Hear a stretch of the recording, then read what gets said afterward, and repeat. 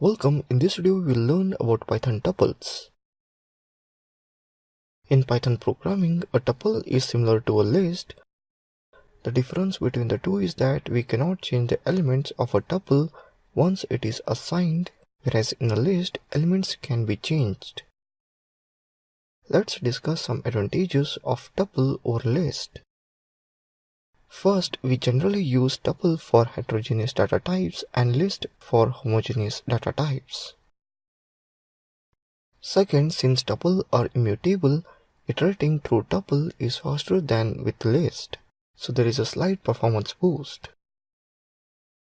Third, tuples that contain immutable elements can be used as a key for dictionary. With the list, this is not possible.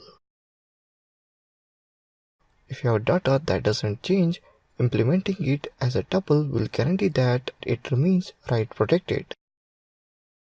A tuple is created by placing all the items inside parentheses separated by comma.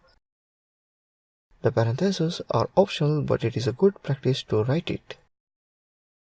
A tuple can have any number of items and they may be of different types, that is integer, float, list, string, etc. Let's do it practically how we can declare tuple. Open the terminal, run the command Python. Now you can see that my interactive Python shell is opened. Create one tuple named tuple, and within parentheses I will create numbers 1, 2, 3, 4 separated by comma. Let's print it. You can see that it printed successfully. Now this is for number. Let's declare for strings. You can see that I'm declaring for string hi and hello. It successfully printed the string value there. Like this, we can declare our tuple for future programming. So that's it in this video on tuple. Thank you for watching this video.